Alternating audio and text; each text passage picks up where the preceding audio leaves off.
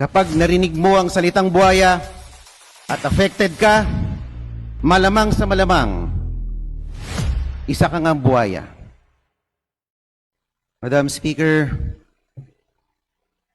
distinguished Majority Leader, esteemed colleagues, and our sponsor, isang mabiyayang gabi po sa inyong lahat. I have said this before and I will say it again.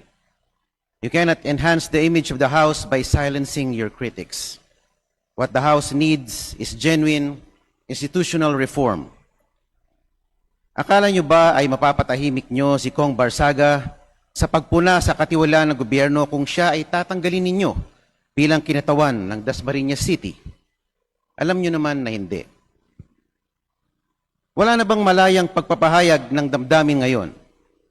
Hindi na pwedeng sumulungat o bumatikos sa administrasyon, at kung meron man pumupuna sa kasalukuyang liderato, ay kakasuhan ninyo, tatanggalin sa pwesto o ipakukulong.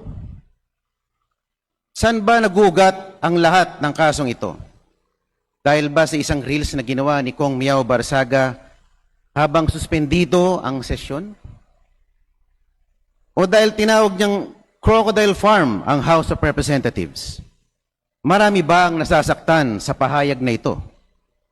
Ano ba ang matalinhagang kahulugan ng buhaya o crocodile sa kontekstong pampolitika?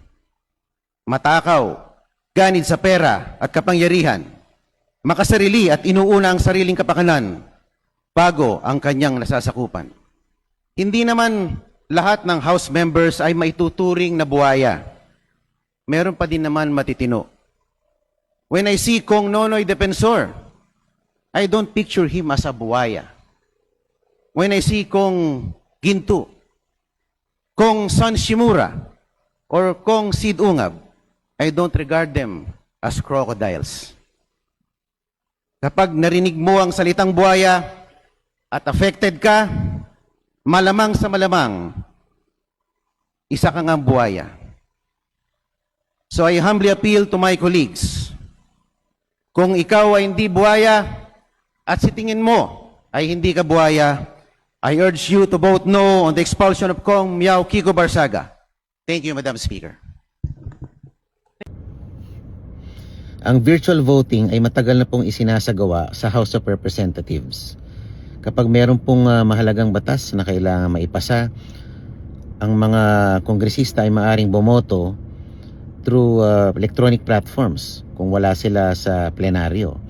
Andyan po ang pamamaraan ng text, SMS, nandyan po ang Viber chats, meron po kaming mga chat groups, virtual chat groups na kung saan pwede naming i-rehistro ang aming yes or ang aming no.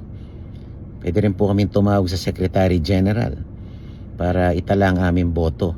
So marami pong pamamaraan para itala ang aming boto kahit wala kami sa Kongreso.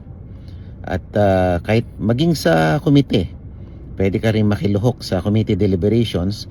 Kukunin mo lang yung virtual link or yung Zoom link, ay pwede ka nang sumali sa diskusyon sa komite.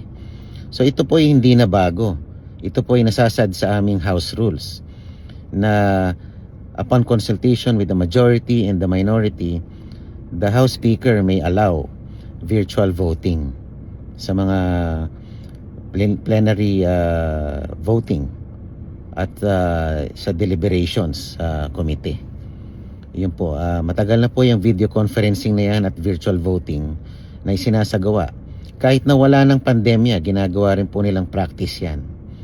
At hindi ko po maintindihan kung bakit sa Senado ay hindi nila pwedeng isagawa ito. Ay pareho lang naman ang trabaho ng House of Representatives at ng Senado. Pareho lang silang gumagawa ng batas. Pareho silang bahagi ng legislatura.